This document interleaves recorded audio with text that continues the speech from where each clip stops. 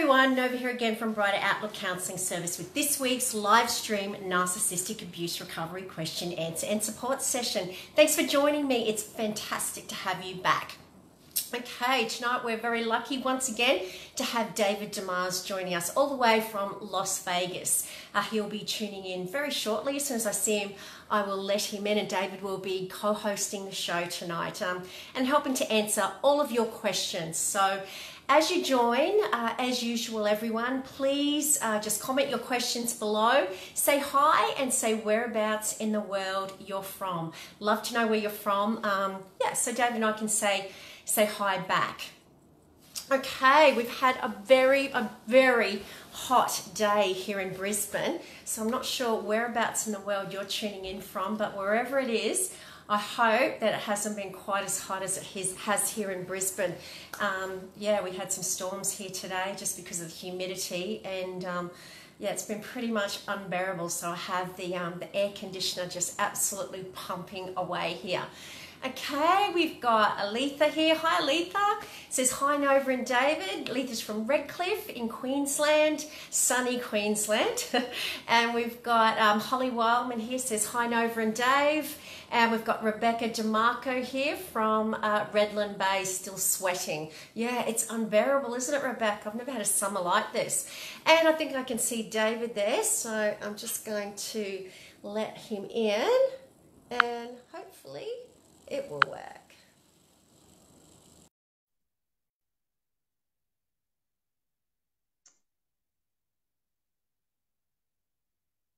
Adding, it's slow tonight. Where are you, David? There he is. Hi, David. Hello. Hi. How are you? I'm great, thank you. How are you? I'm good, except I'm hot. It is so incredibly hot. I heard you. Yeah, I suppose you've got the absolute polar opposite over there. Yeah, I'm jealous. It's cold here. Yeah. Yeah. I mean, I don't know. I'd settle for a happy medium at the moment because we're all just dying here. Yeah, can't go outside. Yeah. Anyway, you always want what you don't have, don't you? Yeah, right. Grass is always greener. Yeah, exactly. Okay, David, we've got a few people here already that have said hello to us both. So I'm just going to scroll through and see who else I've missed. We've got Donna Kennedy here. Hi, Donna. We've got Shaya Butter or Buta from Dallas, Texas. Hi, Shaya. And I think I've said hello to everyone else that I can see. So, yeah, guys, as always, David and I will... Oh, I've got Rebecca Chittum there from New Zealand. Hey, Rebecca. Excuse me, David and I will we'll try and answer as many questions as we can, but it's just really hard with the volume of questions. So, please, just comment again if we don't see it, but we will try and answer as many as we possibly can. Yeah, David, okay. We had a bit of a toss-up around topics that we would talk about tonight. And guys, I was talking to David about I was telling you today there's been this show on television, and it's called the acronym is M.A.F.S, Married at First Sight. Do you have that in the States, some kind of show like that? I imagine. No? I'm sure we have something like it. I wouldn't know. I don't watch television, really. You don't? Oh, okay. Well, yeah, I'm kind of into every blue moon I watch a reality show. I guess just to have that checkout at the end of the day where you go brain dead and forget about what you're doing and kind of look through your fingers at people making fools of themselves. Anyway, I've been watching this show for that reason, and I guess to analyse it from a counsellor's, and a professional point of view as well. Anyway, there's been a major kind of uproar in Australia because one of the couples on this show has presented as a very, I guess, domestically violent couple on the part, I believe, of the woman. And that's, I guess, where Australia has just gone in a major uproar because I guess the counsellors on the show have called out the man for responding in one little instance to her abuse, which we have seen over and over and over and over again. And this is not so much about the show that I want to talk about tonight. It's definitely not about the show, but I guess it's about two things. It's about the double standards that occur in with narcissistic abuse between, you know, the genders, men and women, and also that reactive abuse, which I believe has clearly been an issue with this show, in that the abuse that we've seen has just been the verbal and psychological abuse has been horrific by this woman. And he reacted by calling, you know, after much provocation, he reacted by calling her, not a good name, during a session, and the counsellors called him out on that, because and never said anything about her horrific behaviour in the entire show. So there lies the, you know, the I guess the double standard, in that if it had been a man that had have been psychologically, and you saw him, he's a big man, and he's this tiny little woman. If he had have been coming across like that to her, and, you know, swearing at her and screaming at her and coming, you know, up in her space and yelling in her face, I would assume that the producers of the show would have pulled that episode and would have said, this is, you know, clear domestic violence here. We will not be supporting that. And yet they let this go, and there was nothing said about it, because the shoe was on the other foot, and this little tiny woman was coming up against this man. Now, what message does this send to men about coming forward about narcissistic abuse when when they're telling like that? Yeah. Yeah, right. Well, I didn't see what you're talking about, but No. maybe, yeah, I think that's a problem. You know, you can see bruises. You know when someone's hitting you, that kind of, to differentiate that from emotional abuse is difficult sometimes, or you know, a lot of people don't see that or recognize it or aware of it. So I think just the name calling, it's like, oh, they see that, you know, it's like, oh, you can't do that, but not Yeah. addressing all the other behaviors. Yeah. Yeah. So I guess, like, what do you think? I mean, you're a man, David. So tell us, you know, how this would be for you if you, like, if that happened to you, if you were to go up against a woman and yell and scream at her like that, you just wouldn't do it, would you? You'd be fearful unless you were absolutely provoked and provoked and provoked, and you got to that point, which we all know is called reactive abuse, when you react to that constant gaslighting and projection. It's got to be a lot harder for a man to come forward about that, because of, you know, what society thinks about men and domestic violence. It's like, well, no, a woman can't abuse a man. That's just not possible. Yeah, sure. Yeah, our pride, I think, of men's pride. And I mean, I think that society builds this up in men, what we should be like, right? I mean, we got to be strong. Strong means you can't be abused. Yeah, Yeah. Yeah. yeah, So who's going to talk about it? Who's going to say it? Who's going to acknowledge it? that's right. Because yeah, it's like, yeah, I don't know about you, Dad, but I certainly get every now and then I get uh, when I put posts out there, it'll say, you know, it'll have the word man, or, you know, men in there, relating to men being the abuser in that particular article. And every now and then I'll get someone come and say, well, hey, you know, men can be victims too. And I absolutely agree. And I think there's just as many, you know, female abusers out there. The problem is, as you said, men, because of the shame they have, they don't come forward about it. And I guess this is what I wanted to address tonight, was the fact that how are men supposed to come forward about abuse when there's these double standards going on, where if they come up against a woman, they're called on it, but a woman can do basically, you know, do whatever she likes, and it's not addressed. It's seen as, you know, well, how can you be hurt by a woman? She's, you know, she's 100 pounds and you're 200 pounds. It's just, I, yeah. I saw a comment. I saw a comment a while ago. I saw this, and it was a female who was smearing another person, smearing a man, and then her next comment was, "Oh, can you believe he's accusing me of abusing him? Little old me, a girl like me, being able to abuse a man like him." Yeah, Yeah. And that's what they rely on.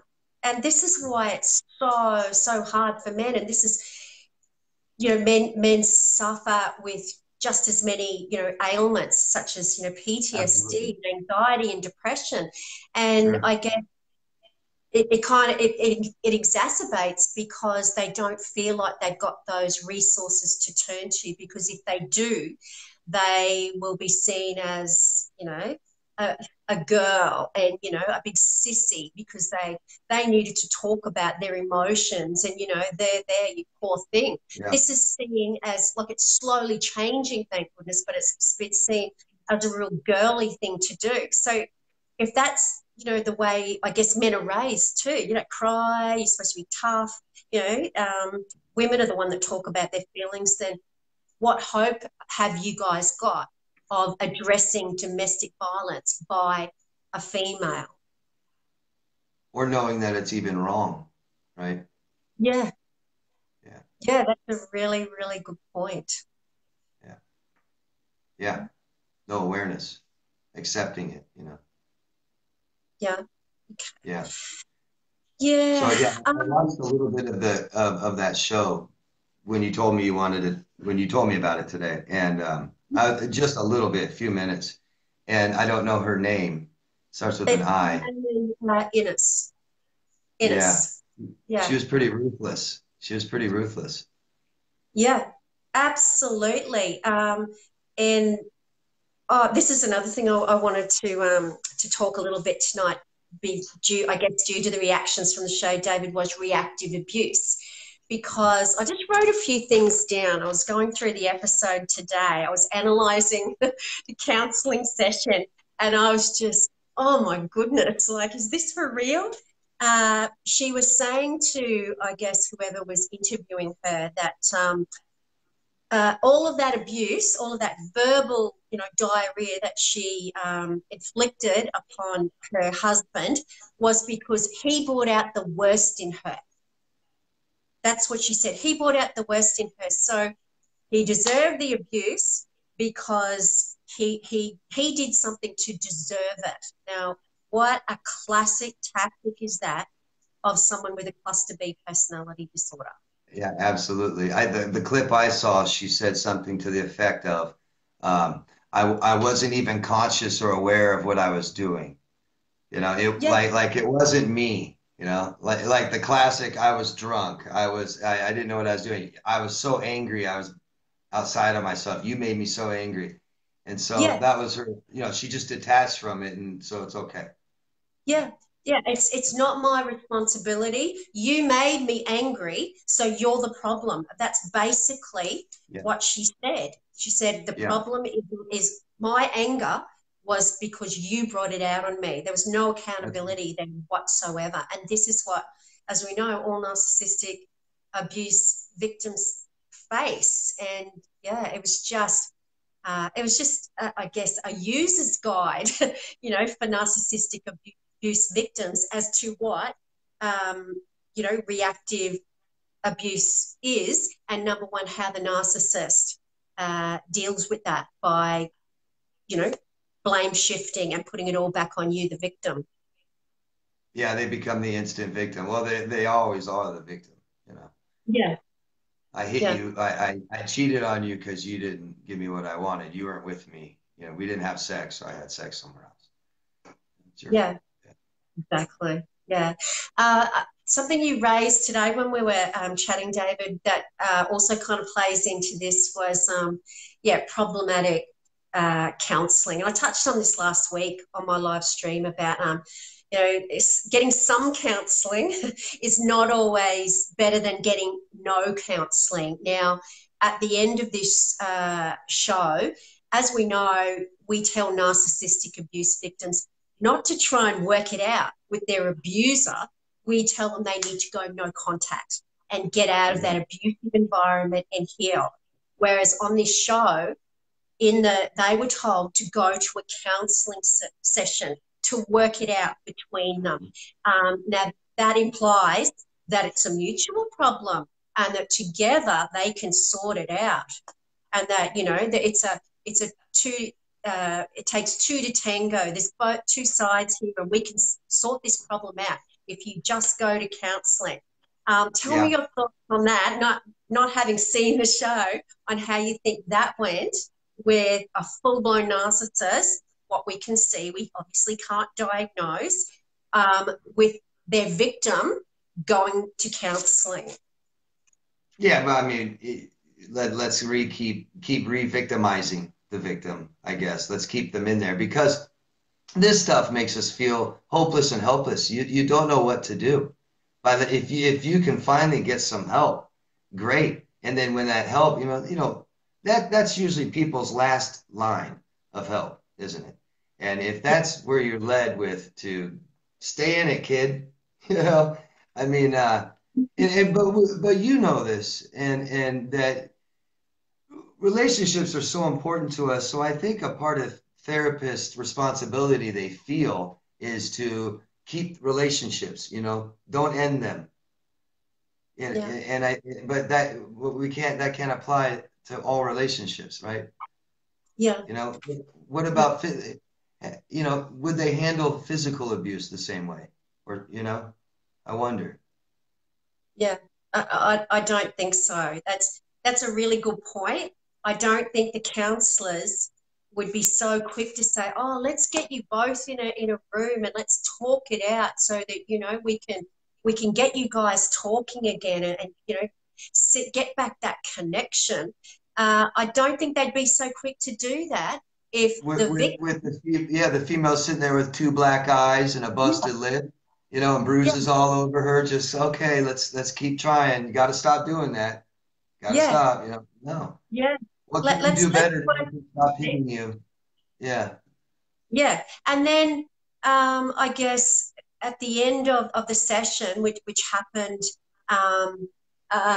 trying to apportion blame here, once again, making out that it's a mutual problem and that there's two people who need to better themselves and come to, understand their partner. At the end of the session, it was spoken about how she had a bad background and she came from, she was a refugee who came to Australia. Now, all of this, why kind of minimising the impact or the atrocity of the abuse and bringing it back to, oh, they've had a bad childhood, we need to understand this, to understand the nature of the terrible behaviour that they're engaging in. And, this is just so wrong. Just the message it sends to abusers, do what you want. If you've had a bad upbringing, it's an excuse, just like you mentioned earlier, alcohol and things like that.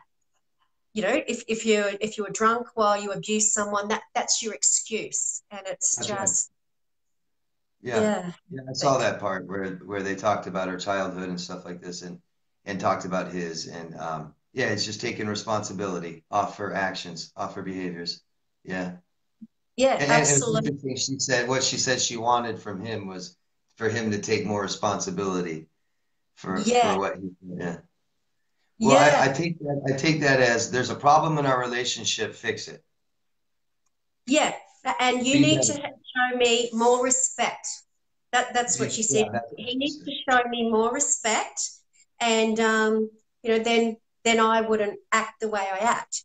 And I guess at the end of the session, that the counsellor said to her, "Well, do you think that that the husband completely owned up to?" Well, I didn't see him do anything wrong except swear. It wasn't a nice word.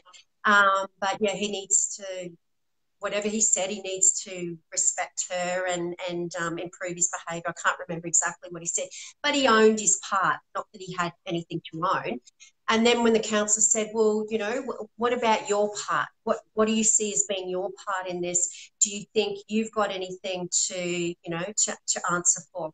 And she thought about it for a good long time, only to come Yeah. back with, no. And it was just incredible. It was looking at the eyes of a sociopath. It was just that stare, you know, like, no. Yeah. And the part I found really interesting is when he asked her, do you feel like you should apologize? Would you like to apologize for anything that you said or did? And she said no. Said, I don't Yeah, feel the reason. You know, why should I apologize if I don't really mean it, just to move on, just for us to move on? You know, and it's like, well, and I've, you know, people can learn so much in this community by understanding what apologies are for, you know, why we apologize. yeah, Because because people are getting hurt all the time. They're trying to explain to the person hurting them, you hurt me, you hurt me, you hurt me. And if they don't care, if they're, you know, narcissists, they don't care. And so they're going to say anything they can except make you feel better about it. yeah, So it's just, you know, whatever, you're sensitive, you're this, you're that, it's your fault, you know, but the person never feels better about it. Or if the narcissist says, I'm sorry, a lot of times narcissists will say the word, but they don't feel better about it. And they feel like, oh, I got to just move on because they said, I'm sorry. They apologize, you know, but no, you don't feel better about it. And that's what's important, you know, make the person feel better about it. yeah, yeah. Yeah. It just reflects a complete and utter lack of empathy, doesn't it? Yeah. It's all about me, and I cannot see or feel what you're feeling at all. Just a complete void of any kind of empathy. It's all about me. Yeah. Yeah. Totally. So Yeah. Yeah. He's hurting and she doesn't understand why she needs to apologize to make him feel better. I don't yeah, see why I need to. I don't understand why he would even hurt. Yeah. yeah, yeah. Um, yeah, look, anyway, guys, I know many of you and lots of Australia have been watching that show. And I guess they're the three main issues that I wanted to talk about with David. If any of you guys have got any comments, please let us know, or questions about that. But the three main issues we saw were, yes, the reactive abuse that was seen as an abusive act rather than a reaction to the real abuse, which was coming from the woman. The issue of getting to people when there's an abuser, you know, a psychological abuser in the relationship, getting them into counselling to work out when the right thing to do is to tell the victim they need to get out of that domestically violent relationship. And what was the other issue, David? The reactive abuse, the counselling. Oh, and the double standard with gender, you know, related to domestic violence. Those three issues are just so clear in that, even in just that one episode last night. So I'd love to hear your thoughts on that. So, David, we might start answering some questions. I'm sure I can see there's lots and lots here. Great. Okay. We got that I hadn't said hello to. Donna Kennedy's there. Hi, Donna. We've got Mary Medica's there. Hi, Mary. Mary says, hi, Nova. I've seen my son since we last spoke. It went well, but his wife was around, so I couldn't speak to him alone, but it went good as it could. Thank you. Oh, my pleasure, Mary. I'm hoping glad to hear that things have improved for you. I'm glad to see you here tonight. We've got DJ Brooklyn there, says howdy. Hi, DJ. Rebecca Chittum says, I've been following M.A.F.S. Ines. Oh, my God. So you know exactly what we've been talking about, Rebecca. Linda Morris is there. Hi, Linda. Rebecca DeMarco says, how do you get your children to be brainwashed? I was for 20 years, and the kids are following his actions by believing that I am worthy of nothing and no respect. David, did you want to tackle that one? Well, there's a lot of things that you can be doing and maybe some things you shouldn't be doing. I don't know. You know, children, if you can, get them into therapy, at least some kind of therapy, so they have a different perspective, a healthy perspective, you know. I think that's really important. I do. But there's lots of things. A natural reaction is to fight back, say things back. That's one thing we cannot do. So you're going to be the strong parent. You're going to be the one. You're going to show that contrast. You're going to be the strong, stable, healthy mother, and let him be, bad and say things bad to them. It's so tough. It's so tough. It's easy for me to sit here and say, and it's got to be stressful. I'm sure you worry about their future and how they're going to be, how they're going to turn out. And all I can say is you just make sure everything you do it with love. Love them very much. Don't try to overcompensate for a bad father. Just keep being a good mother. Be the best mother you can be healthy, be the healthiest person you can be to be the best mother you can be for them. Keep fighting, they're going to be 18 soon, right? I'm guessing they're minors, they're under 18. They're going to be adults soon, someday. So just stay in there and keep showing them positive things, and don't fight with their father. Let their father be negative. Let their father say bad things and you say good things. That's some of the best advice I can give. And there's so much more, but get some help. Get as much help as you can for this. Yeah, great advice.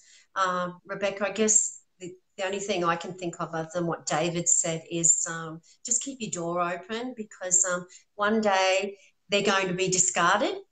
All it takes is for them to, go up against the narcissist's boundaries and not give them what they want, and they will be discarded too. And they'll probably be looking for support from their mother. So just keep your doors open, because they're being manipulated, and hopefully one day they will see the narcissist for what he really is. We've got Emma Marjanovic there. Hi, Emma. My dad is a narcissist. Do you have any idea on how to deal and cope with it? Okay, Emma, we say to, I guess it's really no different the way we should, I guess, treat our family members, including our parents, including our children, to the way we treat, intimate partners who are narcissists. The only difference is you feel, because you've been brainwashed your entire life to feel that sense of obligation to the narcissist. If you don't, acquiesce to their needs, if you don't give in and you don't see them and do what they say, they relay this massive sense of guilt on you, and they're able to do that through the manipulations that they've conditioned you, I guess, to be susceptible to your whole life. If you're being abused, it doesn't matter who by, whether it's your parent, your child, any family member. No one has the right to abuse you. So distance yourself from that abuser. If it's your father, go no contact. I know that's going to be incredibly hard, because of, you feel so obligated to be there for him, because he's blood. He's your biological father, but he doesn't have the right to abuse you. So it's about going no contact, or at the very least going grey rock, minimal contact, until, if or when, you may want to come back to that relationship on your terms. But as long as you're susceptible to his gaslighting and making you feel guilty, then it's only ever going to be a toxic relationship. It has to be on your terms. If that's not possible, then you have to go no contact with that person who's abusing you. Did you want to add anything to that, David? No, that's great. Think of it as space. You got to create distance, emotional distance, not physical, emotional distance with him. And the best thing to do with family who's been abusive maybe to you, and a lot of times we discover this after we come out of an abusive relationship, then we start realizing we've got toxic friends and family. And so my best advice always is create as much distance as you can. And maybe with your father, a lot right now for a little while. Work on you. Work on you. Start becoming stronger. Build your self-worth. Find out how to do that. Build your self-worth a lot, as much as you can. Maybe then go back approach your father again, okay, with things and know what you want. Know what you want from this relationship with him. Be reasonable. You're going to have to meet, if you want to meet him somewhere, it's going to have to be on some level that you probably don't want to, you know. But, you know, that's my best advice. Take plenty of time, as much time as you need, with a lot of emotional distance. Work on yourself, build your self-worth. Go back to him if you want to, if you feel the need to, go back to him and talk to him. But if you start feeling bad, you need more distance, more distance, more distance until you feel better. And it might be a lot. You might not be able to have much of a relationship with him, but that's up to you. It's about how you feel. Yeah, and best advice, get away. You know, if he's been manipulating you, and this goes to all of you guys, people that have, if you've been manipulated by somebody, you need to step out of that for a while and away from it for a while so you can get a little bit more clear view on what was going on in that relationship. So by taking that step away and creating that distance with somebody, you get to view that and what happened a little bit more clearly. And you'll see maybe even how much worse it really was and start to really try to understand it more. So it's really important. So the no contact isn't a punishment to them. It's not, you know, I can't deal with this. This is, you know, something I can't deal with. It's just really, if somebody's been manipulating you, you got to get away from them. You've got to get away from it. And so just create some emotional space, distance for now. Work on yourself and then think about what you want later. Yeah. Yeah, great advice. Okay. Josie in Lancaster's there. Hey, Josie. Josie says she was toxic to watch. She's referring to Married at First Sight there, David. We've had a lot of watches here. Rebecca Chittum says, absolutely no. Imagine if the tables were turned. Unbelievable that she was allowed to carry on like that. Yeah, it was. And you're absolutely right. If it had been a man, and this is what I wanted to talk about this night, if it had been a man, it would never have been allowed because it would have been seen as just a horrific act of domestic violence. Yeah, you're absolutely right. Shelley White lives there. Hi, Shelley. Shelley says, victims of abuse are often deemed to be in the wrong for having a normal human reaction to ongoing abuse. Anger, calling the abuser names, etc., is very understandable after ongoing abuse. Yeah, 100%, absolutely, Shelley, and that's exactly, you know, why we talked about it tonight because yeah, the reaction to the abuse was very minimal compared to the ongoing psychological abuse which he, a man, endured, and that was totally overlooked, and they concentrated on his reaction to the actual abuse. Yeah. Yeah. Well, I think victims, you know, just staying in a relationship loses a lot of credibility. Yeah. Yeah. Yeah. Are you talking about that particular relationship, David? Yeah. Well, that one, and well, any of them. I mean, we blame the victim for their reaction, but we blame the victim just for staying in a relationship for too long. Yeah. Too. I mean, it's easy. Yeah. Yeah. Absolutely, because there's just so little insight into why domestic violence victims do stay in the Yeah. relationship because there's just not enough understanding around the trauma bonding and the addiction that takes place through those chemical changes. Yeah, there's just no Oh, insight. so much to it. Yeah, the isolation, you know, the triangulation, get rid of your family, get rid of your friends. You know, if Yeah, this is a common theme in your life, you're going to feel instant, helpless, hopeless, don't know what to do. You know, you haven't been taught how to handle things like this, you know, a lot to yeah. it. Yeah, absolutely, and yeah, and what you said is right. We do. We tend to blame as a society. You know, why that question? Why on earth did you stay? Why don't you just get out? You know, like the victim hasn't actually thought about that. Yeah, and it's just Well, I incredible. hear people say they deserve it. You deserve it if you stay in it. You keep letting them do it, you deserve it. Yeah, yeah, Unreal. We've got Miller Jade. There's hi Miller. How you going? We've got Angel Rose Kneeling. Hi, Angel. Angel says, reactive abuse is a difficult term to address because a lot of abusers will then use that reactive abuse to feed others in creating the illusion that they are the victims. It's a very fine line to let me just open up your question, to a complete mental breakdown for victims, men and women. Yeah, you've got so much insight there, Angel. Did you want to talk about that, David? Oh yeah. I mean, I'm picking people up after this, and I'm trying to help them sort out what happened. And they're telling me, well, I did this and I did that to them, and it to me, just them telling me seems pretty clear what happened, but they feel awful. They feel awful, and it's a difficult thing to sit down with somebody and say, yes, what you did was wrong.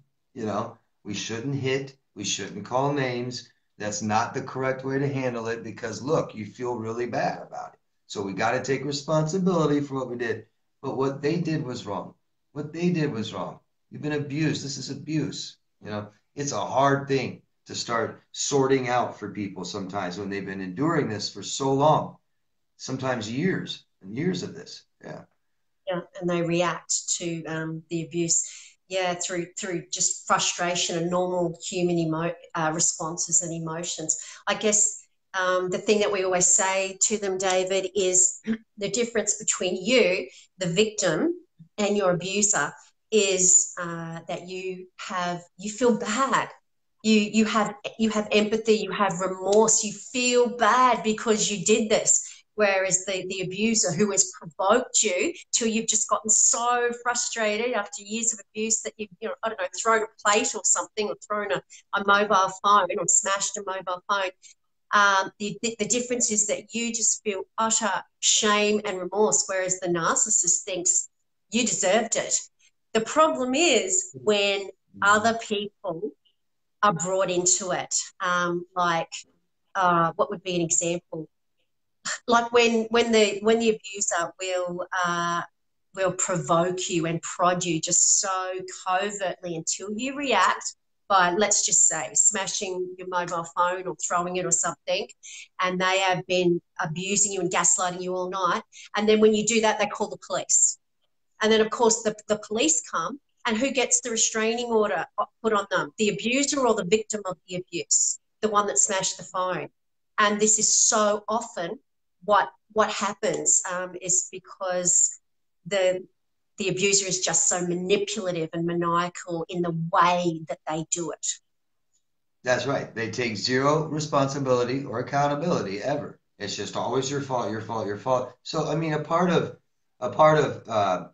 seeing somebody feel bad for what they did, and a part of that person apologizing, acknowledging, I hurt you, I'm sorry, that kind of sets in our head. It feels better, but if they never do that, you got to constantly start doubting yourself. Maybe it is me. Maybe they're right. Maybe I am the problem. Maybe I need to do this better. Maybe I need to try harder. Maybe I need, and it's that constant doubt you raise in someone every day long enough, man. And they come out of this relationship being abused for years, and they think it's all their fault. Yeah. They think they're the narcissist. Yeah. Yeah. Yeah. It's so common. Yeah, and it would be so easy to think that way, given that the narcissists in what they do are often so covert in that, that they won't, be screaming and yelling, but they will be just gaslighting you and making out that you're crazy. But if you react and you do, scream and yell, you've just given them ammunition to go, see, you're the one with the problem. And I guess if you analyze the position from a very, trauma-filled mind, you look at it and go, well, they're right. They were very calm, and I was screaming and yelling and throwing plates. So who's right and wrong? And the brainwashed, psyche will go, well, that was me. It was my fault. That's right. And however long it takes for you to react that way, what, a year, 2 years, 3 years of emotional abuse, 3 years of compromising and sacrificing and never having anything you want and need, constantly being lied to and gaslit and blamed, Cheating on. frustrated. Yeah. Yeah. Yeah. Okay. Um, Anna Mellon's there. Hi, Anna. Anna, I think it's referring to the M.A.F.S Australia, Married at First Sight again. She had a bad childhood. The so-called experts were trying to get her to admit her behaviour was wrong, but was unfair was that he let her use her troubled childhood as an excuse. Yeah, absolutely right. No one, male or female, has that right to treat people like that. Yeah, 100% right. And your dysfunctional past does not give you the right to abuse others. You're exactly right. Yeah, did you see her take that and run? He also said, well, I know that you have always been kind of left alone to handle things alone in your life and fixing. And so the next thing she said is, yeah, well, I've always been dealt, I've always had to handle things on my own, so I'm real independent. And it's like, Yeah. oh, be it. He just gave you that, and it's zero responsibility for what you just did. Yeah. Yeah, absolutely. She was handed. She was like handed a get out of jail free not card. Not that she had any intention of going to jail. She was like completely, She had a look of without content. blame. She was content. She looked content. You could see it in her face. Yeah, Yeah. yeah. She didn't do anything. She was completely innocent, and it was all his fault. Yeah, because he made her mad. If he didn't make her mad, then she wouldn't have reacted abusively. It was all his fault. Yeah. Dan Georgios says, "Hi guys, lovely to see you this evening. Love the blue chair." Oh, thanks, Dan. Thank you. Miller Jade says, Ines, deflection, deflection, deflection. Brought out the worst in her. Is she serious? Yeah, I think we're all kind of having the same thoughts about, is she serious? Well, yeah, her actions, I think, are speaking very loudly to all of Australia, let alone all the world at the moment, Miller. Yeah, you don't usually get to see that in public. That's usually behind closed doors. She was forced to really tell how she feels. And so it's really interesting to watch that. All of it, the grandiosity, the entitlement, the no empathy. It was amazing to watch. She was forced to give answers on this show. They usually wouldn't say that in public, but they do that behind closed doors to you, and it's so frustrating. And then you spend the rest of your time trying to get them to understand what empathy is, that I'm hurt. You hurt Yeah. me. Yeah. And she was devoid of empathy. The other thing, David, you would have noticed with her, I think I touched on it before, which is really important. We talked about it last week or the week before, I can't remember, the narcissistic smirk. Now, if ever I've seen a narcissistic smirk, I saw it last night, and I'm really not being, facetious here and just, trying to grandstand something. I seriously saw the look, Mhm. and it was quite horrifying. It was that look of, I'm powerful, and I'm in control here. It was just that all about power and control, and I can do what I want. Absolute no empathy, and I can do exactly what I want to you. I think I saw that. I think that's the content, the smile of content I saw on her face. Yeah. Yeah, just horrific. My goodness. Okay. Rebecca Kopp says, can you explain reactive abuse? I think we've kind of gone over it, Rebecca, but just quickly, reactive abuse isn't really abuse. It's really what it is, it's when we have a normal reaction to abuse. So if you're constantly provoked and gaslighted and you're just abused and abused and abused, and then you react. Maybe you'll start yelling and screaming at them, going, just stop it, stop it, stop it. Maybe you'll, punch your hand down on the table and say, just leave me alone. Or, you'll throw a plate on the ground in pure frustration. after constant harassment and abuse, we call this reactive abuse because you had a normal reaction out of pure frustration to ongoing abuse. That's what we call reactive abuse. Okay. Linda Morris is there. Hi, Linda. Linda says, I try so hard to say I'm a survivor and not a victim, but I have good days and bad. Bad days are so horrible, and the nightmares are enough to make me want to know why I'm here. I wake up in a hot sweat. Just going to try and open your question. And yelling. It hurts like hell to think somebody can make me feel like this when I try so hard to try to be normal. I have my children, but I don't tell them that I'm so screwed up, even though I left their father. Oh, my goodness. David, did you want to comment on that one? Sure, you don't need to tell your children, that's good, but you need to tell somebody else. Tell other people. Please, talk about this. Get support, get help, always. But yeah, it's so sad. You don't need to tell your children. Your children don't need to know about this and how mom needs to be healthy and strong. And that's tough. I know that. But that's not how you need to live your life. You can't just ignore this stuff. Talk about it to the right people. Tell somebody, please get help, get support, at least. That's at least something I'd like to say. Yeah. Yeah. Don't isolate. Yeah, get support, like David said, and talk, and validate every one of your experiences. But yeah, you are a survivor because you're out of it now, and that makes you a survivor. We now need to get to the stage where you're thriving, and you will get there, but you really, really need to get that support. Yeah. Yeah, the abuse is over, and that's what trauma does. Makes our brains think it's still happening, still going on, and the abuse is over, and you have survived it. Yeah. Yeah. So you are a survivor. Absolutely, you are. Okay, we've got Wendy Smith here. Hi, Wendy. What have we got? Holly Wildman said, hi, Holly. Holly says, I often thought about this exact situation.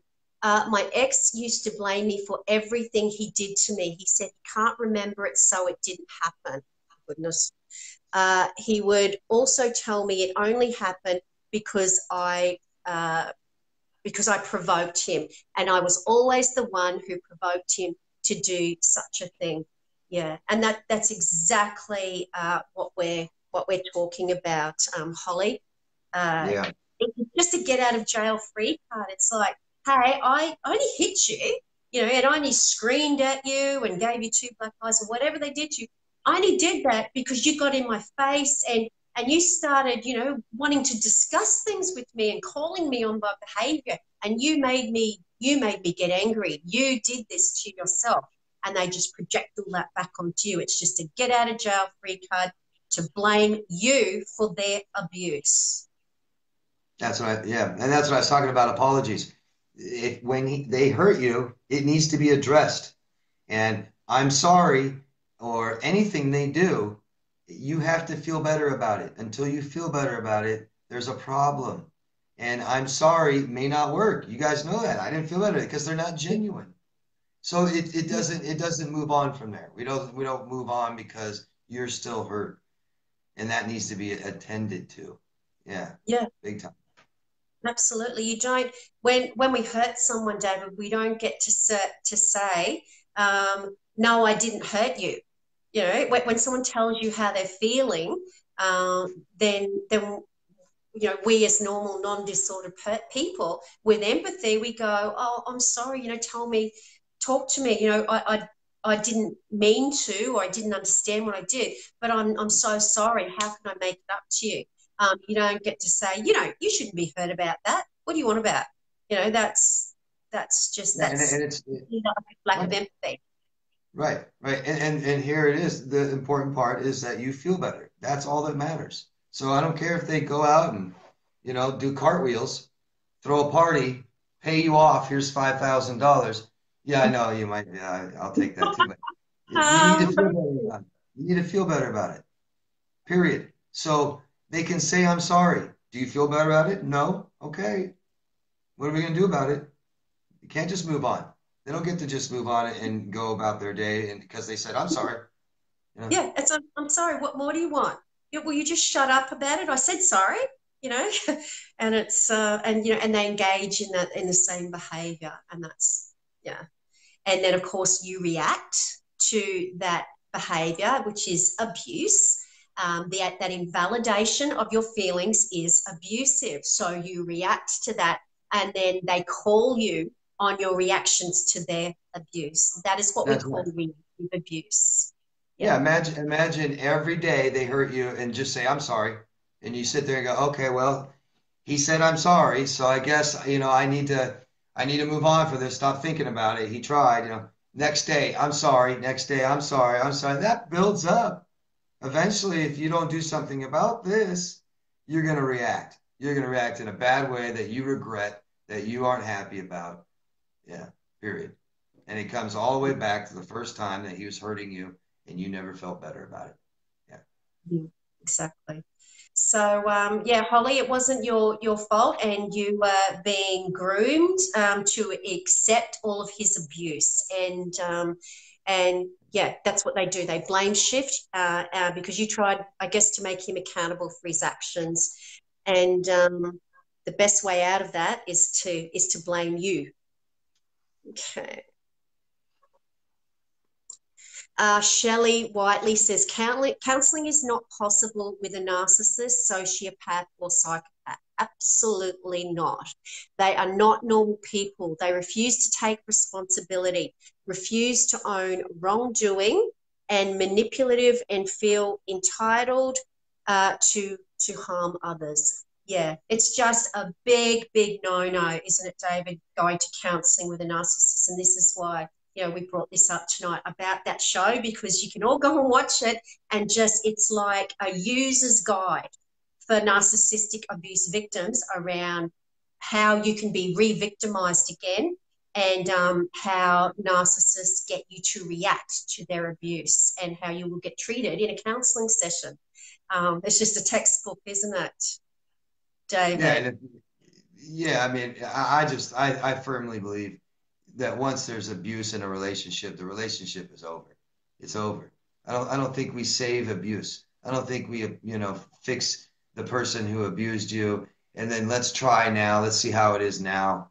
They're fixed. They won't abuse you anymore. Because losing that kind of respect for another human being or never having that kind of respect for another human being, I don't know how you gain that. I don't know how somebody gains that.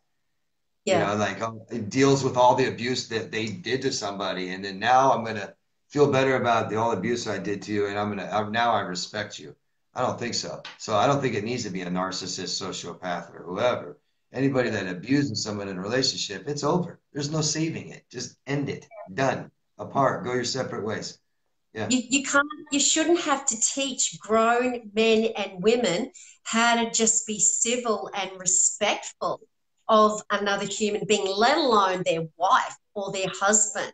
And to see someone who is so overtly abusive, and try and take them to counselling, uh, a master manipulator for that matter, it's only ever going to end badly for the victim, and the victim will be re-traumatized because as we know, the narcissist will manipulate the counselor if they're not switched on, and clearly they weren't in this situation, and the victim, the victim just suffers all over again.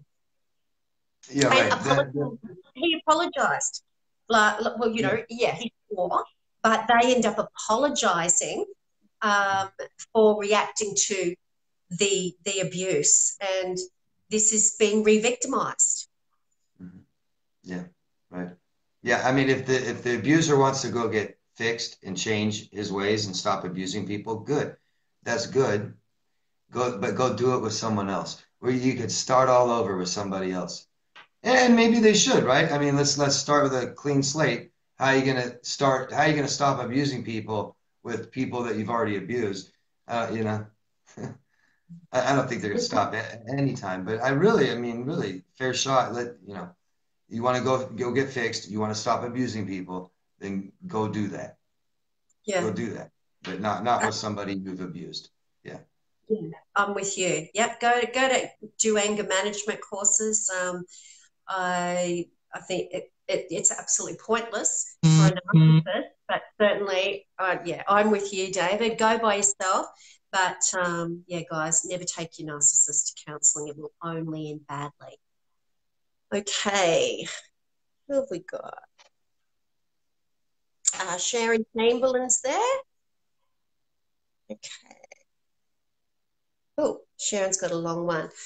I hate the monster my narc ex-husband turned me into because I reacted to his abuse. I changed from a calm, quiet, rational woman into a screaming nightmare because I was so traumatized and frustrated by his words and his behaviors.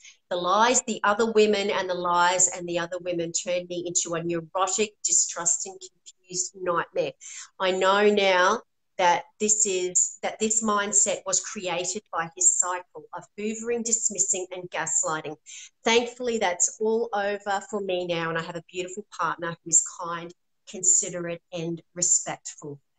Oh my goodness, I'm so glad that you have that insight now, Sharon. Look, so many people here tonight. Sharon will be able to align with you. And I know David and I talk to people all the time who go through exactly what you're going through. This is what they want, and this is what they do to you. They abuse you, for so long on so many different levels, that you become a person that you don't recognize, and you start, I guess, picking up, we say it's called picking up fleas. You start picking up little traits of theirs to try, I guess, stay and survive in that war zone. But, you can look back now and that now that you're out, you can look back and you can go, oh my goodness, I was reacting to the abuse because that wasn't you. And this is what happens. We become different people, don't we, David? Because we're in a trauma zone, You're, can you imagine someone, a war veteran, when they're, over in Afghanistan or something like that, having all the gunshots go off and bombs go off around them? Do you think that they would be reacting the same when they, I know that they have triggers, but do you think they will look back and go, oh my goodness, I was reacting to all that trauma around me, and I possibly they had to kill other people and do all these things that they hated doing.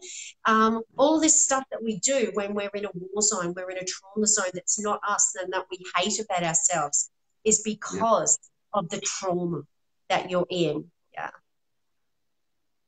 Yeah, good point. Yeah, soldiers will continue afterwards for years having bad reactions to things because their brain's still traumatized.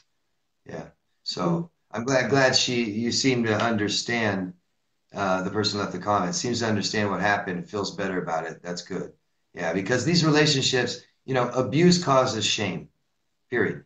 And because we don't understand abuse is hard to understand. If you're being abused, you probably at the time don't perfectly understand what's going on. And that causes shame. I'm a bad person, I deserve it.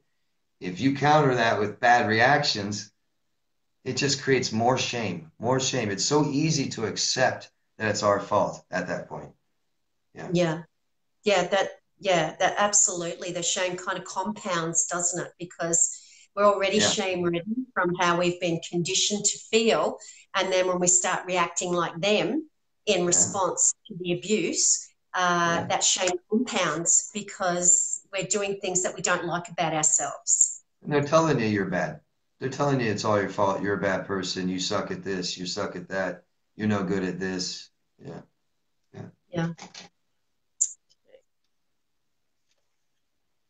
Okay, who else have we got? We've got Josie in Lancaster. Hi, Josie.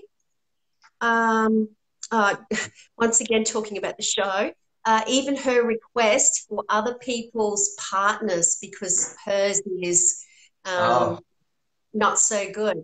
Yeah, like cheating. She's even cheating out in the open, you know, just how narcissistic is that, you know, clearly saying she not only wants to cheat, but went about instigating that so she could cheat. And no shame, no, she wasn't doing anything wrong, just because her husband was doing the wrong thing by her, so she deserved what she deserved. Yeah, I remember that. She said, God, now I forgot what she said exactly. She said, now I forgot how she put it. I just remembered, but I saw that and it was awful. It was just awful. She took nothing. Yeah. Yeah. Oh, I remember now. She said, anyone has a husband out there, give it to me. She said it like Yeah. that, give it to me. Yeah. Yeah. I mean, just And, devaluing that man so much that I'll take any husband out there, give it to me. Better than and him. and how unscrupulous to take advantage of the one couple that were clearly, you know, struggling, for want of a better word, where he obviously uh, was wanting to call it quits and she was wanting to continue with it somewhat. She honed in on that relationship. Just a total opportunist, with no concern for anyone else's feelings but meeting her own needs. Yeah, pretty bad. Yeah. Pretty bad. Yeah. Pretty textbook. Oh, absolutely textbook. You know, we say that we don't often get people to analyze. So it's really good that we've got one, you know, there that we can Yeah. really That's have a what I good mean. look. You don't often will see that. They won't show their true colors in public like that, but she was forced. And she has real lack of awareness of what it looks like to people. Oh, Yeah. absolutely. Absolutely. It was horrific. Uh, okay, we got Marlene Canna there. Hi, Marlene. Says hi, Nova and David. Uh, Colleen Conway's there. Hi, Colleen. Josie Ann Lancaster says, I'm thankful for you, Nova and David. Education is the key. I recommend you up in DV court the other day. So many lost women in there. Oh, thank you, Josie Ann. Those beautiful, kind words. Thank you. Yeah. We got Tabitha Time here. Hi, Tabitha. Tabitha says, finally getting to tune in again. Hi, sleepless nights as now he is trying to bury the DVO so he can have contact with me. So stressful. No responsibility from him. I'm sure this is I'm sure this is an attempt at institutional abuse. I feel violated. Any tips or advice? Legal aid chat tomorrow, but I am scared as hell going to court next week. Oh my goodness, Tabitha. Obviously, you've got a no contact restraining order at the moment. So if he's trying to change that so that he can have contact with you, obviously you're not wanting that. So you really need to stress that to your lawyer and to the police that that is just not an option for you because you fear for your life. Yeah, don't minimize this at all and make sure you let them know the weight of your concern, that he will come back and hurt you, or yeah, and that, yeah, let them know exactly what you said here, that you're having trouble sleeping, you're stressing about it, and make sure that restraining order reflects your fear for your safety. Yeah, that's just so incredibly important. Yeah, get a doctor's note. Tell them how stressful it's been for you. Yeah, absolutely. It shouldn't. It's just, it just doesn't make any sense that, you know, you've got that DVO in place and that he's if you don't have children in place, why does it need to be buried? If someone is totally aware of their behaviour and they've been called on that behaviour, with the restraining order, and they've been told to stay away, what that says, that message is she doesn't want to have contact with you. So what is the point in burying it? You know, you're still saying you don't want to have contact with them. So hopefully the courts will recognise that, because they're, you know, if you don't have children, you know, why vary that DVO unless he wants to do something that is morally wrong and clearly not safe for you. Yeah, he wants it off his record. It's a bad thing to have on your record. Bad. Yeah, Yeah. yeah. No. Okay. Okay, Aletha's here. Aletha says, I cut mine off 20 years ago. My life is way better for me. He still works me to this day, but I refuse to allow him to win by living my life happily. I think you might be talking about your parents, Aletha. Yeah.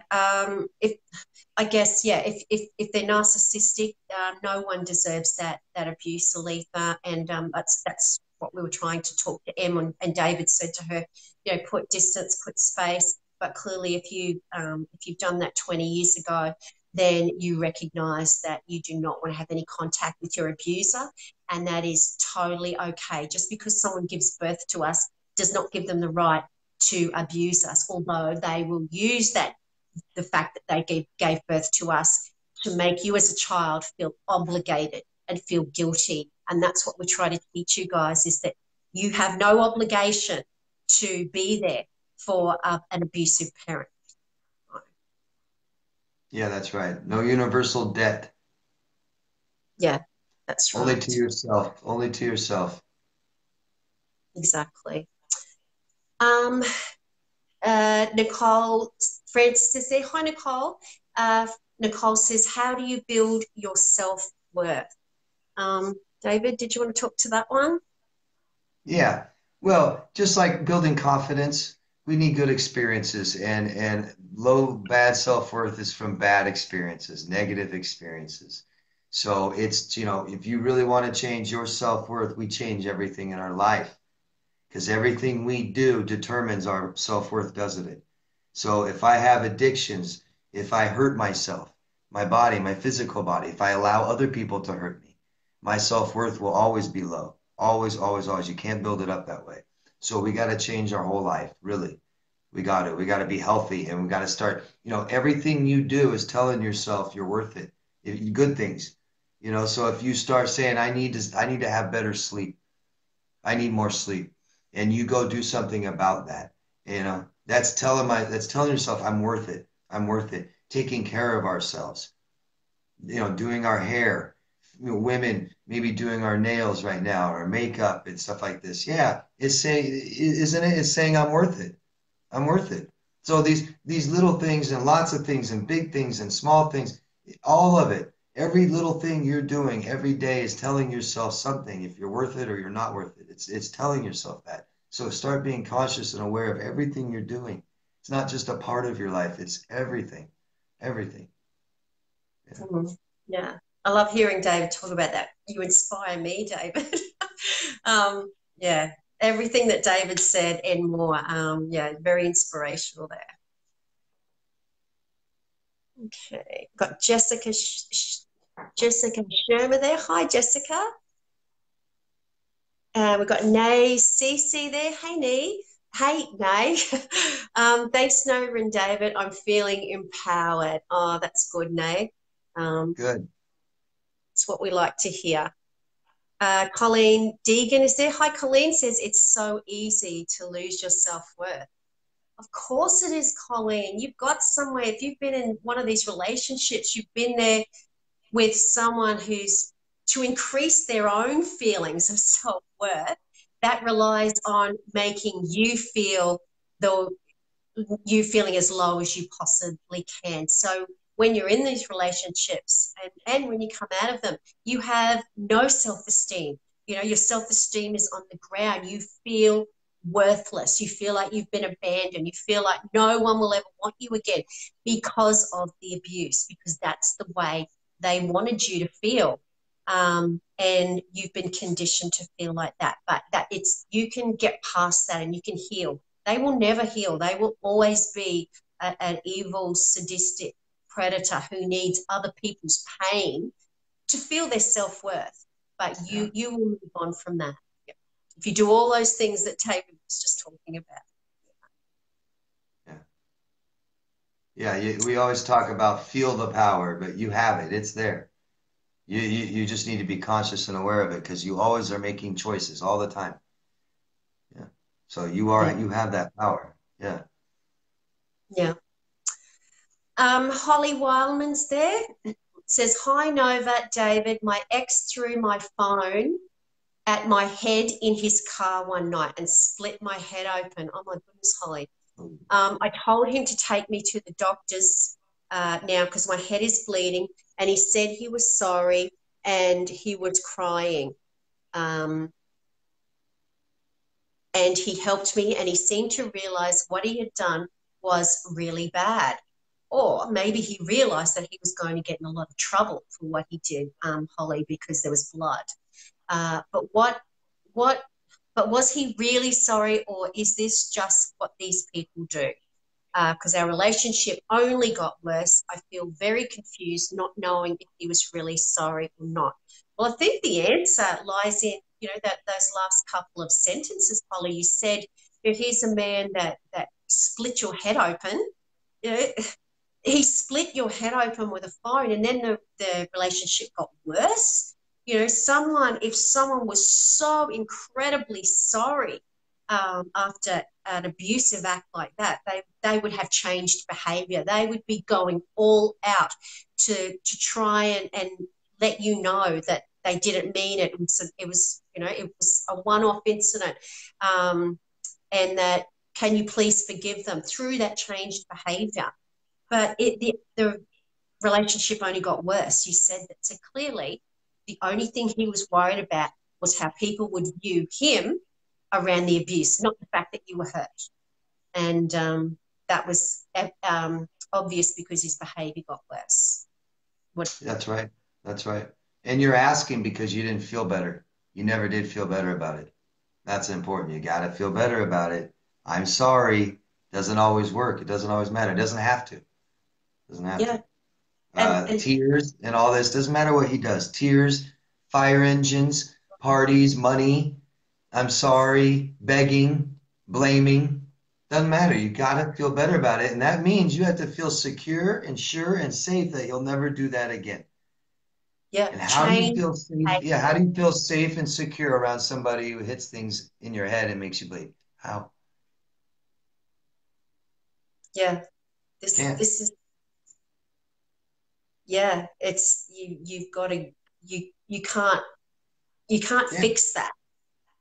If that's the way they react to anger, by throwing something at your head, what's it going to be next time that they throw? And anyone, a narcissist, that's what they do, isn't it, David? They produce crocodile tears because they're scared. They're not concerned that they hurt you. Their motivation is simply to get out of the repercussions of the consequences of their behavior, which would possibly be, criminal charges.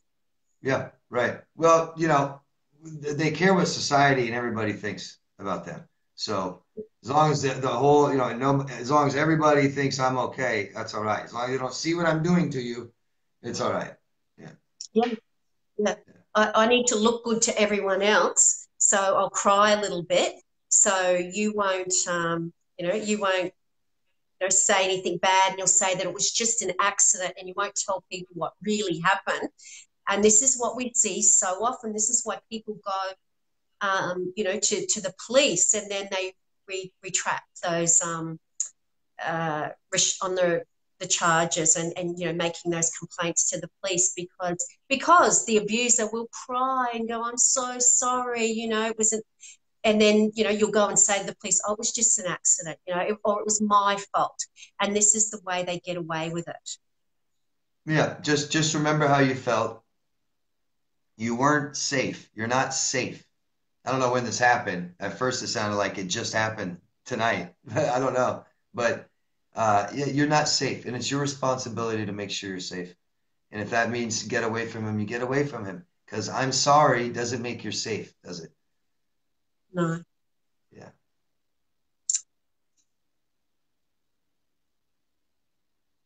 Okay, we got Lorraine Macbeth there. Hi, Lorraine.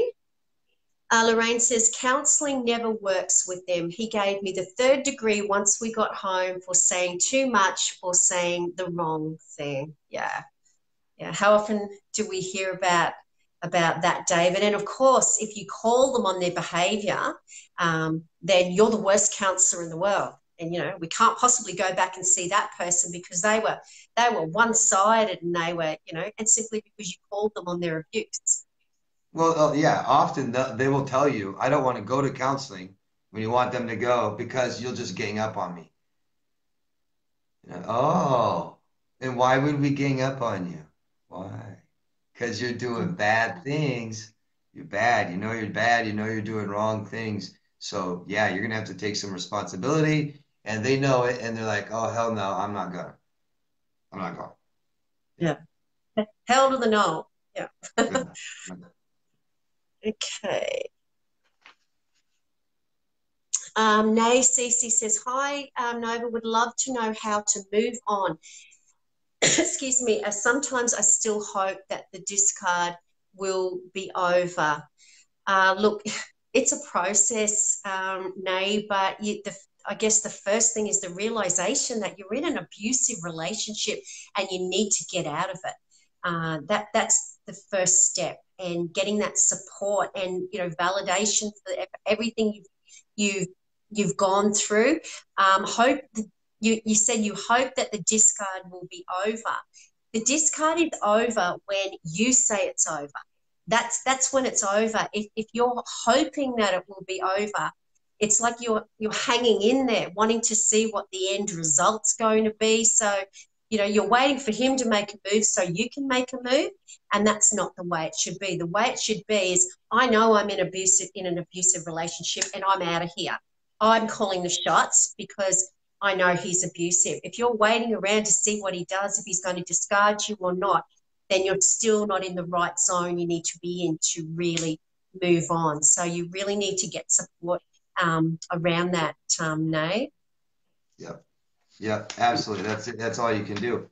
Get support. You've got to understand what's going on. And because this is so common, so many people in the world find themselves in relationships they don't want to be in, they know they shouldn't be in, and then now it's after and you miss them, but you know you shouldn't be with them, but you want them back. We're holding on to that hope, of the good things, the good times. There's a process to this, guys, and it needs to take place. Get help, get support. Write, if you have to, write down all the things they did that was bad, all the things you missed out on in life, all the things you compromised and sacrificed and didn't get. You've got to be more and more aware of what happened. Really start to understand. It'll really help you, really, really, to understand what's going on, what happened, and then you'll start realizing how much you really don't want that, how much it will never be okay, how much that hope is false, that the beginning of the relationship was you got to take the whole thing. It was never going to work. It can never work. He can never work out with somebody else. Start understanding these things. It really, really helps. Yeah. Yeah. You've got to know what you don't want before you know what you do want. I think you've got to know them both at the same time, Nate, but you've got to really come to terms with the fact that you are in an abusive relationship before you can get out. Don't let him call the shots. You need to call the shots. Yeah. Okay, we've got Raymond there. Hi, Ray. Lorraine says, I look back and think, how did I tolerate it for so long? Oh, my goodness. But I'm glad I fought back with him and voiced my opinion on many occasions. And in the end, I told him exactly how I felt about him. Oh, we hear this so much, don't we, David, from victims that go, how was I so stupid? Well, not that Lorraine said that, but, how did I put up with that for so long? Why didn't I see the signs? Why didn't I leave earlier? Things we needed to learn, right? Now we learned them. Yeah. And you don't know what you don't know. That's the nature of narcissistic abuse is there's no lightning bolt. It happens slowly and insidiously, and you don't know most of the time that's happening. You just know that something's off. And Right. Yeah, if you want to know why you put up with it, why you stayed in for so long, best thing to know, if you learn what got you to there? What got you to the day you met that person? You know, so you're past. Go back further, get the answers you need. It'll help you big time. Yeah. Okay. And don't blame yourself, Lorraine. This was not your fault.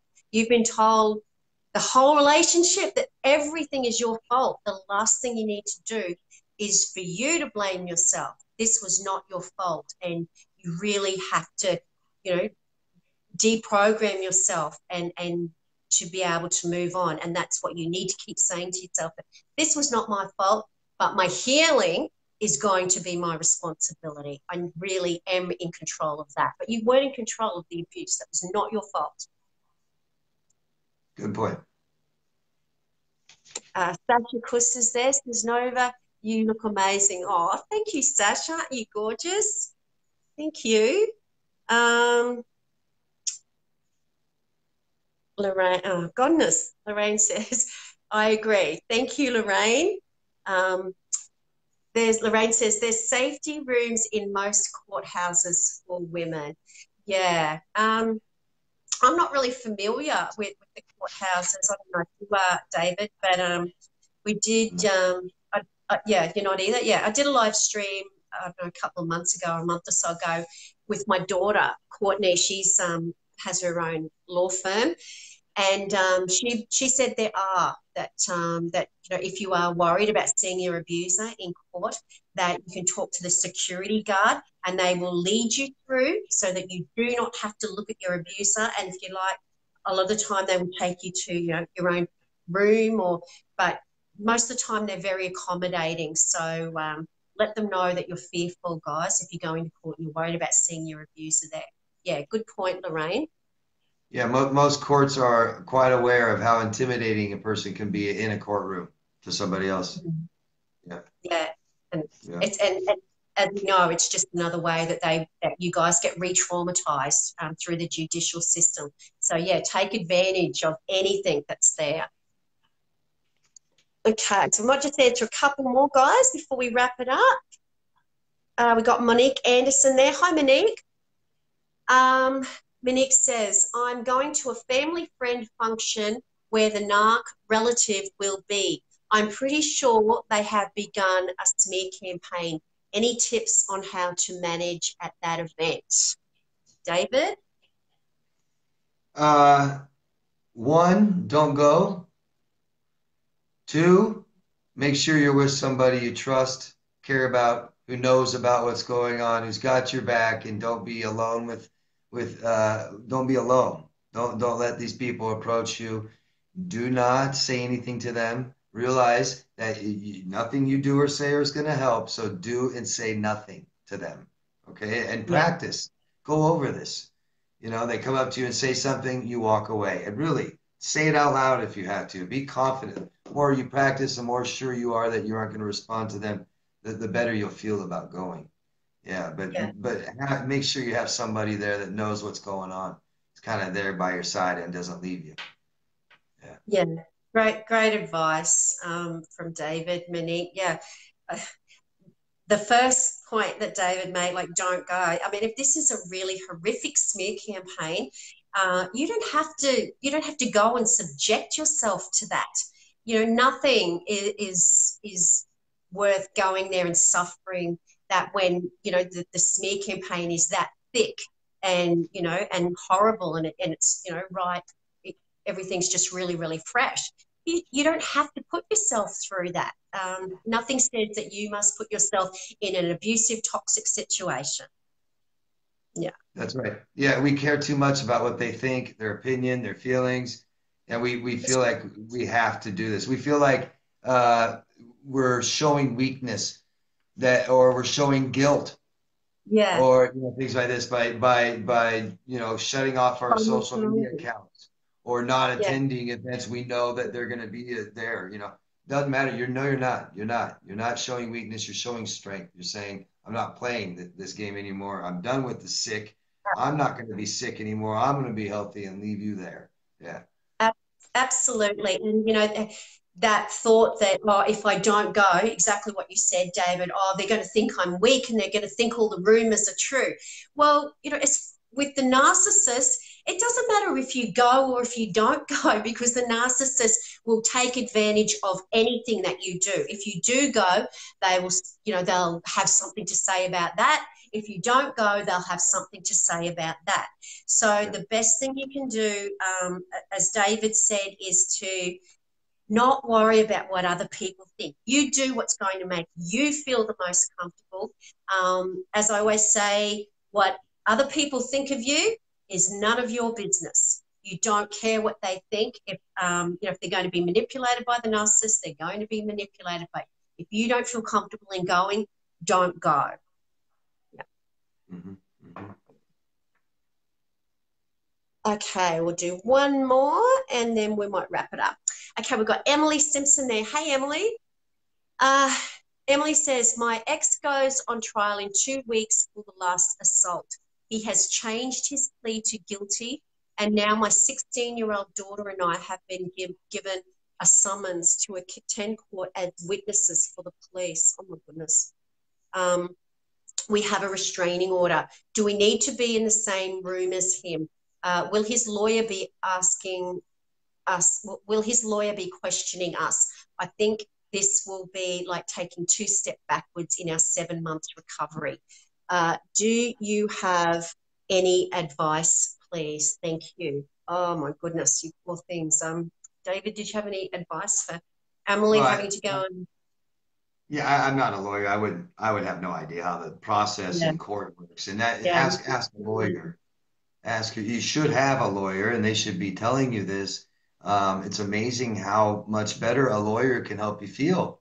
Um, you know, or a barrister if you're in England or whatever they might call them anywhere.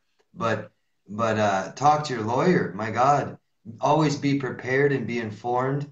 It helps us. It'll help you feel better.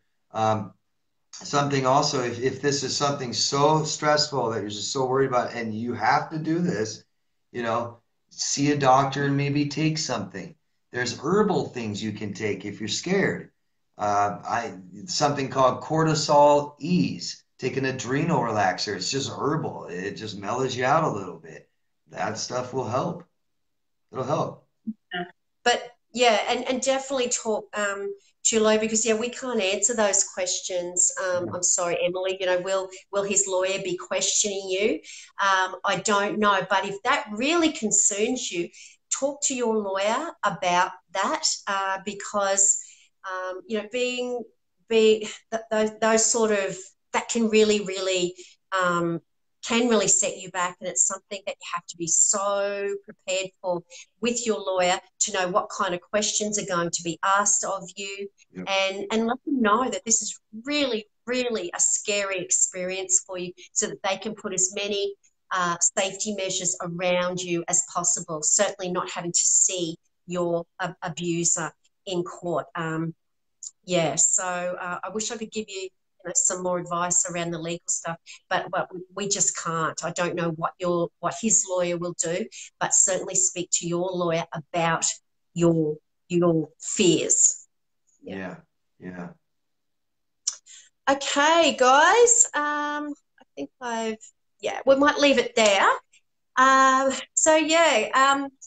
I guess I'd just like to say thank you to David, as always, for coming and Thank you. co-hosting the show tonight, and examining the Married at First Sight with me, and giving our little examination. It was quite interesting doing that, but it's just such, I guess, something that's just so overt at the moment, that you can really pinpoint all these things and go, hey, guys, here's a really good example that will give you some clues as to how you know, you are being treated and not being treated. Yeah. Yeah. Yeah. I mean, if behaviors like this, it's going to start becoming more commonplace or accepted, you know, we got to be aware of this stuff. We got to know what is not good, not healthy. Yeah.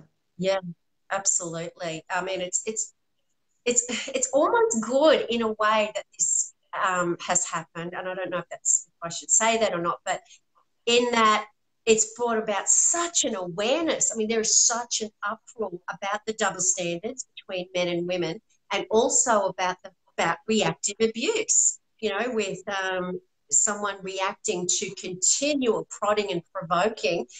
This has kind of really brought it into awareness. So hopefully that awareness will just compound, and there'll be, more help for everyone who goes through that.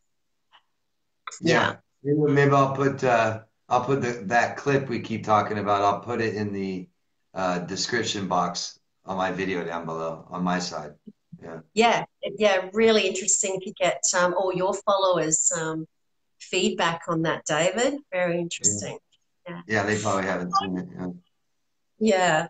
All right, David, well, thank you very much for joining us here tonight, and lovely to have you here as always. And I'll see you in 2 weeks, and I'll talk to you before then. So yeah, thank you very much, guys. As I say, every time David's here, do yourself a favor and subscribe to David's YouTube channel. It's called Demar's Coaching. David will put a link down below, and it's just so many informative videos he brings out every single week that will be able to help you on your road to recovery. And David, thank you, and I'll see you in 2 weeks.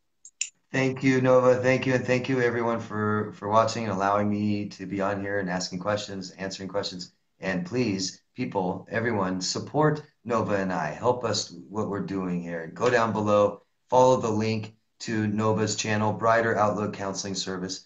Please subscribe to her and watch her videos. It really helps. Thank you, everyone.